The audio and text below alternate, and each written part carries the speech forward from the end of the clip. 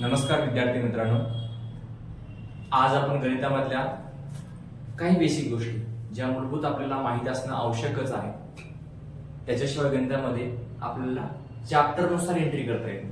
ठीक आहे, चॅप्टर काय किंवा त्यातलं गणित काय, त्या गणितामध्ये यातल्या गोष्टी कुठल्या तुम्हाला अप्लाय करायच्या आहेत. म्हणून सुरुवातीला या ज्या बेसिक गोष्टी आहेत म्हणजे concept you must want to know, म्हणजे तुम्हाला हे माहितच पाहिजे.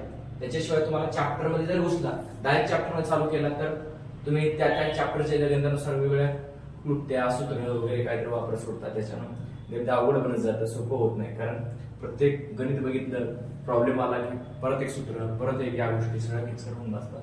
त्यापेक्षा आपण काय करूया, सुरुवातीला बेसिक गोष्टी काय आहे म्हणजे हे तुमच्याकडे भांडवल पाहिजे, ह्याचं भांडवल पाहिजे. याला उपयोगात घेऊन तुम्हाला त्या गणितातल्या वेगवेगळ्या प्रॉब्लेम कडे चॅप्टर नुसार यातलं कुठल्या गोष्टी तिथं अप्लाय होतात याचा सराव करायचा, याचा प्रॅक्टिस करायचा. प्रॅक्टिस मेक्स मॅन परफेक्ट आहे, पण या गणितामध्ये तसं नाही अप्लाय होत. योग्य practice, that is right practice makes man perfect. आणि त्या अनुषंगानं यातल्या राईट्स कन्सेप्ट, राईट गणिताला योग्य गणिताला कसं लावायचं हे आपल्याला मुळात शिकायचं आहे. ठीक आहे, तर सुरुवातीला आपण यातल्या बेसिक कुठल्या गोष्टी आहेत की तुम्हाला जे माहितच असलं पाहिजे की जेणेकरून तुम्हाला ते गणित सॉल्व्ह करताना काय होईल, त्याचा फायदा होईल. सुरुवातीला तुम्हाला मित्र म्हणून बेसिक तुम्हाला पाडे आले पाहिजे. पाडे किती पण आले, मिनिमम तुम्हाला 20 पर्यंत पाडे आले पाहिजे. आता मिनिमम 20 द्या, 10 पण चालतात, मिनिमम 10 पर्यंत आले चालतात. पण पुढच्या जर गोष्टी करत असताना होत म्हणजे आपण बघा 2 अंकी संख्येचे वर्ग शिकणार आहोत किंवा 2 अंकी संख्येपर्यंतचे कसे कॅल्क्युलेशन फास्ट करायचे हे आपण शिकणार आहोत. पण ते फास्ट करणं शिकण्याऐवजी तुम्हाला जर हे एवढं शक्य आहे 20 पर्यंतचे टेबल पाठ करणं, ठीक आहे, त्या करून ठेवा. म्हणजे पटपट कॅल्क्युलेशन करताना त्याचा काय होणार आहे, वापर होणार आहे आणि तुम्हाला जास्तीत जास्त कमी सेकंदामध्ये उत्तरापर्यंत पोहोचता येणार आहे. त्याचबरोबर तुम्हाला 1 ते 10 पर्यंतच्या संख्येचे घन माहीत असणे आवश्यक आहे.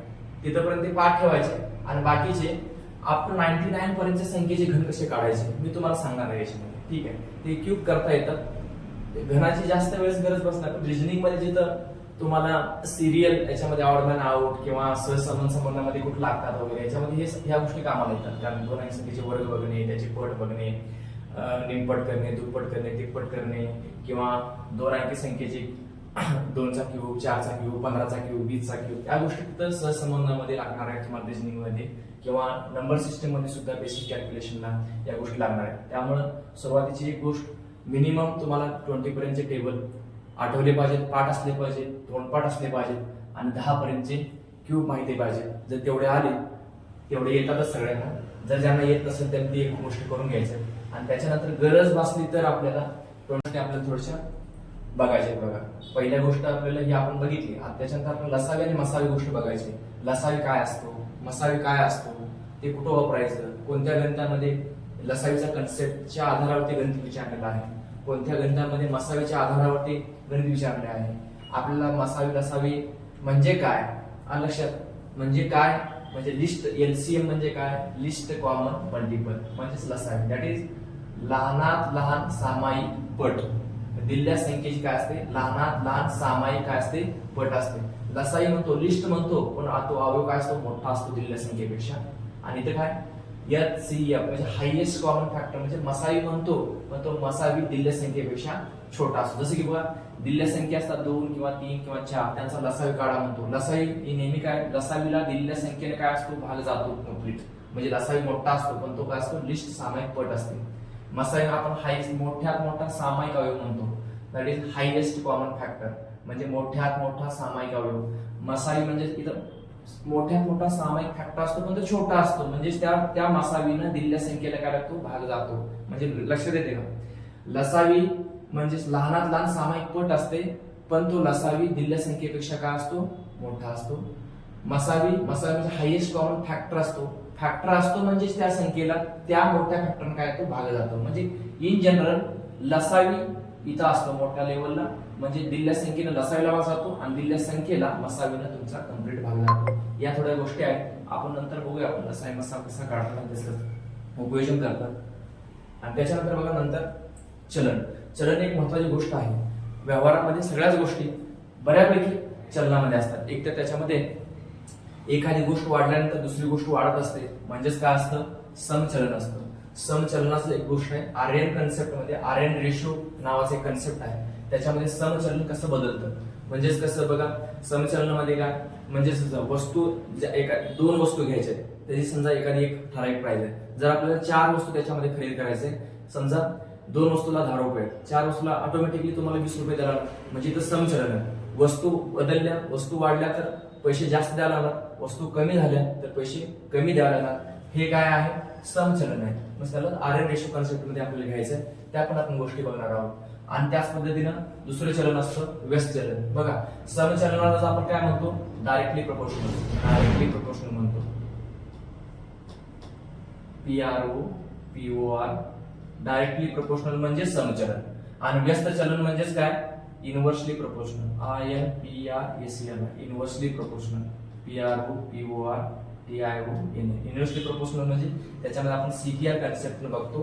म्हणजे एक गोष्ट वाढल्यानंतर दुसरी गोष्ट कमी होते. उदाहरणार्थ बघा, गाडीचा एक ठराविक अंतर, गाडीला ठराविक वेळ म्हणजे अंतर काढायचं आहे. जर तुम्ही वेग वाढवला तर तुम्हाला वेळ कमी लागणार आहे, आणि वेळ जर जास्त घ्यायचा तर तुम्हाला वेग कमी करावा लागणार. म्हणजे अशा गोष्टी आहेत, त्याला म्हणतात इनव्हर्सली प्रोपोर्शनल. त्याच्यामध्ये महत्वाच्या गोष्टी 2 चलनामध्ये बघायच्या आपल्याला, समचलन काय असतं आणि व्यस्त चलन काय असतं. त्याच्या चौथा कन्सेप्ट आपला मिक्सचर आणि ॲलिगेशनचा आहे.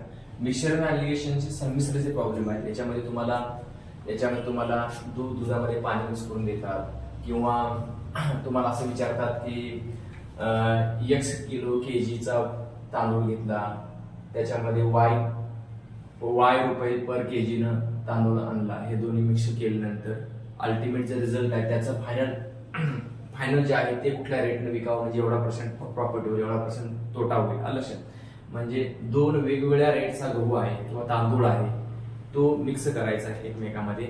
तर तो मिक्स केल्यानंतर मग त्याला अल्टिमेट एक त्याने उद्देश दिला असतो, एवढ्या प्रॉफिटने विकायचा, एवढ्या तोट्याने विकायचं आहे. तर अल्टिमेटली तुमच्या मिक्सरचा किती रेट ठेवायला पाहिजे, अशा गोष्टी आहेत त्याच्यामध्ये. किंवा तुम्हाला कधी कधी गुराखी आणि गायी, किंवा कधी कोंबड्या, कधी बदकं, कधी माणसं यांचे डोके पायाची संख्या दिलेली असते. मग एवढी पायाची संख्या आहे, एवढी डोक्याची संख्या आहे, तर त्याच्यामध्ये माणसं किती, बदकं किती, गुराखी किती, गायी किती, अशा पद्धतीने हे प्रॉब्लेम दिलेले असतात. त्याच्यामध्ये पण मिक्सर करायचं आहे. किंवा कधी कधी वेगवेगळ्या मिक्सर म्हणजे ठराविक डिस्टन्स एवढ्या वेगाने गेलो, ठराविक डिस्टन्स एवढ्या वेगाने गेलो तर अल्टिमेट जाण्याचा वेग किती वगैरे अशा गोष्टी देतात. म्हणजे मिक्सर आणि ॲलिगेशन दोन वेगळ्या गोष्टी ज्या वेळेस कुठे होतात, एकत्र येतात, आणि त्याचा अल्टिमेट रिझल्ट तुम्हाला माहित असतो. त्यावेळेस तुम्हाला मिक्सर आणि ॲलिगेशनचा कन्सेप्ट बरेच काही एक्झाम्पल तुम्हाला सोडवता येतात. त्याच्यानंतर महत्वाची गोष्ट आहे, ही एक 5वी गोष्ट आहे, कॅल्क्युलेशन्स. आता कॅल्क्युलेशन्स करत असताना एक तर आपण बघा, एक गोष्ट लक्षात ठेवा, कॉम्पिटेटिव्ह एक्झाम मधले जे प्रॉब्लेम आहेत, एक तर कॅल्क्युलेशन किचकट नसतात. पहिली गोष्ट लक्षात घ्यायची, कॅल्क्युलेशन किचकट आपल्याकडे आपण बघा, त्याने सुरुवातीला आपल्याला किचकट दिलेले नसतात. एक तर आपल्याकडनं कॅल्क्युलेशन किचकट होत असेल तर आपण कुठेतरी कन्सेप्ट चुकलेला आहे, कॅल्क्युलेशन मध्ये आपण कुठेतरी गडबड केलेली आहे. एक तर त्यांनी कन्सेप्ट विचारलेले असतात आणि त्याच्यामध्ये कॅल्क्युलेशनचे मिनिमम मोजक्या लेवलचे ठेवले असतात, आणि लेवल त्याचे हार्डनेस कमी असते, आणि हार्डनेस आपल्याकडे वाढत असले तर आपण कॅल्क्युलेशन चुकलेलं असतो.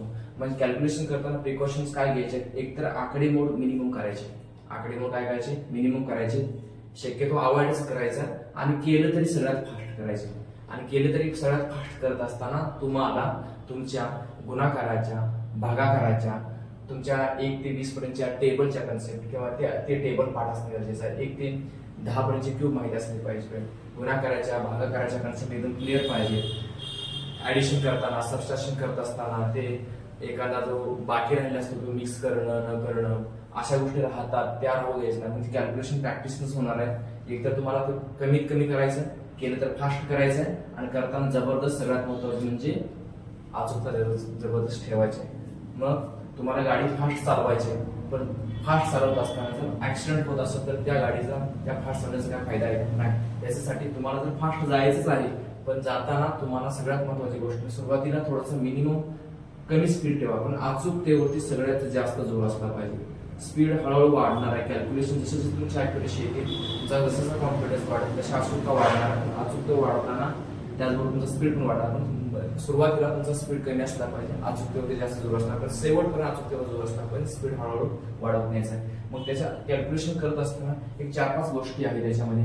युनिट डिजिट मेथड एक गोष्ट आहे, लास्ट टू डिजिट मेथड एक गोष्ट आहे, रेंज कन्सेप्ट एक आहे. म्हणजे आपल्याला मिनिमम आकडेवर करायचं, मिनिमम आकडेवर करायचे तर ह्या 4-5 गोष्टी माहिती पाहिजे. आणि यात पण बसत नाही तर तुम्हाला डायरेक्ट मग कॅल्क्युलेशन करायचे. असे मोजकेच प्रॉब्लेम आहेत सगळीकडे. बऱ्याच गोष्टीमध्ये युनिट डिजिटनं, लास्ट टू डिजिटनं, रेंज कन्सेप्टनं किंवा डिजिट सम मेथडनं सुद्धा बऱ्याच गोष्टी तुम्हाला कॅल्क्युलेशन मिनिमम करता येतात, अवॉइड करता येतात. त्याचबरोबर तुम्हाला कॅल्क्युलेशन मिनिमम करायचं तर ह्या दोघांचा पण तुम्हाला त्याच्यामध्ये वापर होणार आहे. RN रेशो आणि CPR म्हणजे समचलन आणि व्यस्त चलन, म्हणजे युनिव्हर्सली प्रोपोर्शनल, डायरेक्टली प्रोपोर्शनल आणि सगळ्यात महत्वाचे म्हणजे यालाच आपण पट म्हणतो ना, पटीचा सगळ्यात जास्त वापर करून घ्यायचा. त्या सगळ्याचा कॉम्बिनेशन करून आपली हे जे बेसिक आहे हे बेसिक वेगवेगळ्या एक्झाम्पल मध्ये आपल्याला अप्लाय करायचं. आणि जर अप्लाय करत असतानाच आपण प्रॅक्टिस वेगवेगळे एक्झाम्पल घेऊन हे कसं वापरायचं आपण शिकणार आहोत. आणि अशा पद्धतीनं एकेका चॅप्टरचं आपण याच्यातले सब पॉईंट्स विश्लेषण आपण विस्तृतपणे करणार आहोत. आणि त्याच्यानंतर मग ऍक्च्युअली आपण एकेका चॅप्टरला हात घालणार आहोत आणि त्या एक्झाम्पलला कसं यातल्या ही गोष्टी कशी आपल्याला करायच्या हे एक एक गोष्ट एक उदाहरण घेऊन मी तुम्हाला सांगणार आहोत. धन्यवाद. नमस्ते.